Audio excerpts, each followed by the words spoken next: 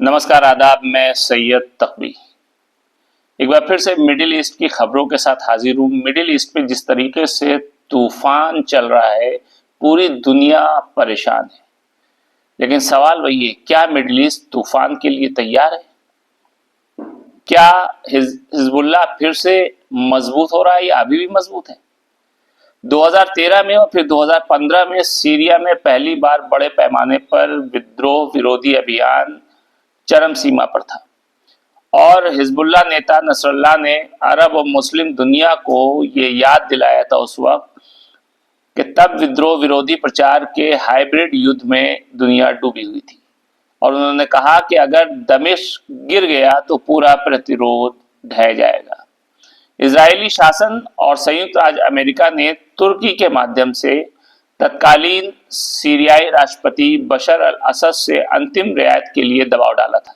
इससे पहले कि उन्हें बाहर निकालने के लिए कोई साजिश की जाए, ज़ायोनी इकाई के साथ संबंधों को या तो सामान्य किया जाए या फिर ओहदे को छोड़ दिया जाए। तुर्की ने अपनी खुद की मांगे भी जोड़ी, जिसमें उत्तरी सीरिया में अपनी सैन्य ताकत को या सैन्य उपस्थिति को एक्सेप्ट करना और कब्जा करना शामिल है। जब इन मांगों को अस्वीकार कर दिया गया तो विद्रोह भड़क उठा। झूठे बयानों ने सीरियाई सैनिकों के बीच में भ्रम पैदा कर दिया, जबकि हयात तहरीर अल शाम के पहुंचने से पहले कई सैन्य जनरलों को या तो रिश्वत दी गई या असद की लोकतांत्रिक रूप से चुनी गई सरकार के खिलाफ तख्ता पलट में भाग लेने के लिए खुले तौर पर राजी किया गया। इसके बाद 5 साल तक चली घेराबंदी ने सीरियाई अरब सेना के लिए बहुत ही खतरनाक और खौफनाक स्थिति पैदा कर दी। अमेरिका के कठोर प्रतिबंधों के तहत हर सीरियाई सैनिक को वेतन के रूप में सिर्फ और सिर्फ $30 प्रति माह मिलते थे और उन्हें कहीं ना कहीं पुनर्वास की भी आवश्यकता थी। यानी हालात बहुत खराब हो चुके थे। इससे टूटने, भ्रष्टाचार, दल बदल और घुसपैठ करने के लिए शायद एक नया रास्ता फराहम कर दिया था। ऐसी कमजोरियां असद और सीरिया के सहयोगियों के लिए एक सबसे महत्वपूर्ण रिस्पॉन्सिबिलिटी के तौर पर सामने आई। इस हद तक कि असद ने सीरिया में IRGC के प्रवेश के लिए ईरानी प्रस्तावों को अस्वीकार कर दिया। संभवतः शायद इजरायली हमलों को भड़काने से बचने के लिए ऐसा किया गया, लेकिन रिपोर्ट के अनुसार इजराइल ने सीरियाई सरकार को ऐसी कार्रवाई के खिलाफ चेतावनी दी थी। अब जबकि सीरियाई सरकार आधिकारिक रूप से गिर चुकी है, तेल अवीव शासन ने गाजा के आकार से 2 गुने आकार के सीरियाई क्षेत्र पर कब्जा करने के लिए अपना कदम बढ़ा दिया है। लेकिन 1974 के समझौते का इसे खुला उल्लंघन बताया जा रहा है, जिसके तहत उसे कुनेत्रा और माउंट हरमोन से वापस जाने की आवश्यकता थी। असद के निष्कासन से खुश होकर इजरायली शासन सीरियाई क्षेत्रों में आगे बढ़ गया, दमिश्क तक पहुंच गया और वहां पे अंधाधुंध बमबारी हो रही है और पूरे दक्षिणी सीरिया पर कब्जा कर लिया है। शासन ने लेबनान के राचिया प्रांत के पार दक्षिण पूर्वी सीमा पर भी तैनात कर लिया है। लेबनान के साथ अपने युद्ध विराम की शर्तों का कई बार मीडिया ने बताया कि उल्लंघन किया गया है। कहीं ये आगे की आक्रामकता के लिए तैयारी तो नहीं है, जिसके लिए उसे हिजबुल्लाह से निकट दूरी पर लड़ाई का सामना करना पड़ सकता है। माउंट हरमोन पर कब्जा करके और पूरब से लेबनान के अधिक हिस्से को घेर कर इजरायली शासन लेबनानी प्रतिरोध को अलग थलग भी करना चाहता है।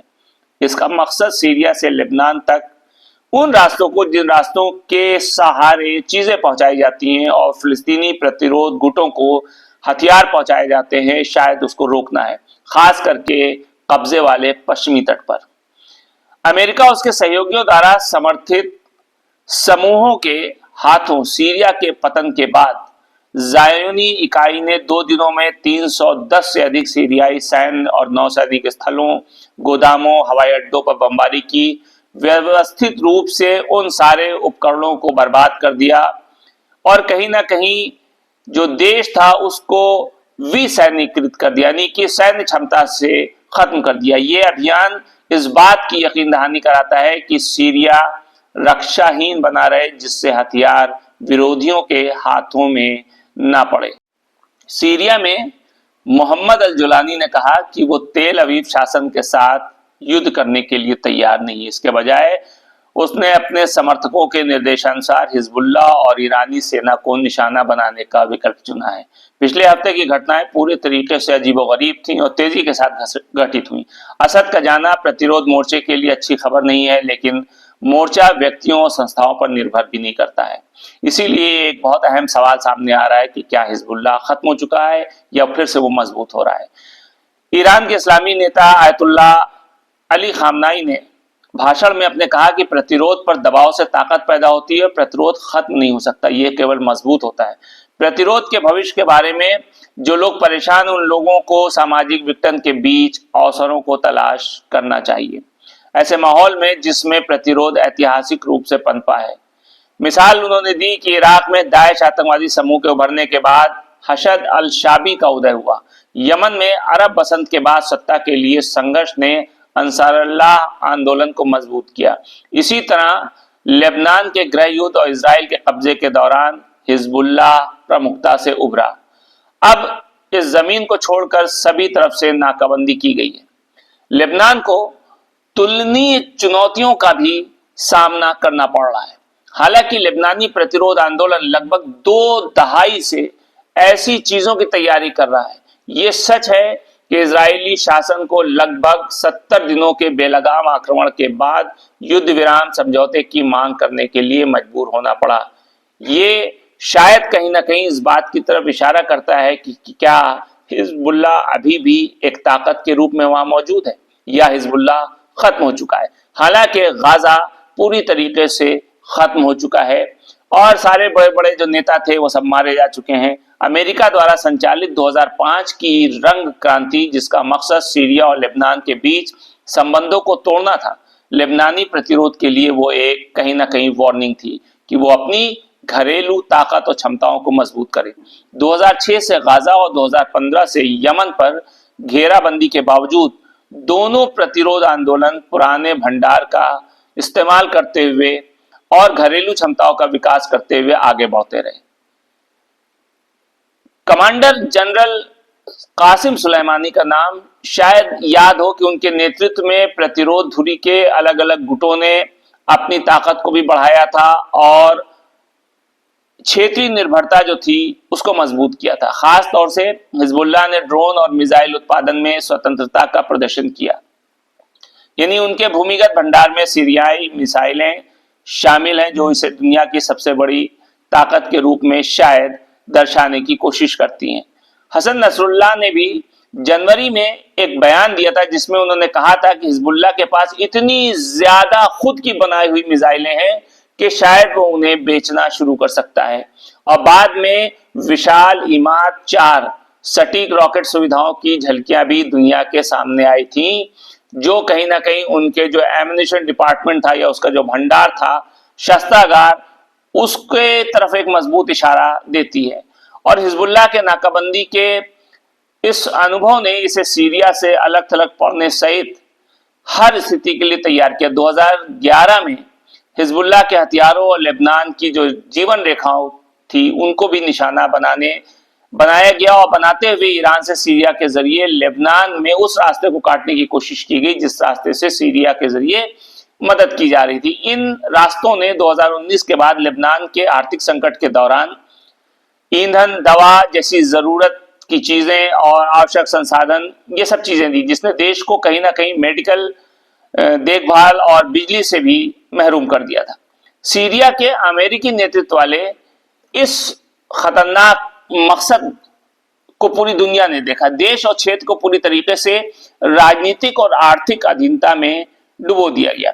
इन चुनौतियों के बावजूद हिजबुल्लाह ने लगातार आपूर्ति मार्गों को बचाने की कोशिश की। प्रतिरोध के लिए सीरिया के कई हथियार खामोशी के साथ या तस्करी के जरिए भेजे गए और शायद ऐसा उम्मीद की गई कि इसी तरह की स्थिति बनी रहेगी।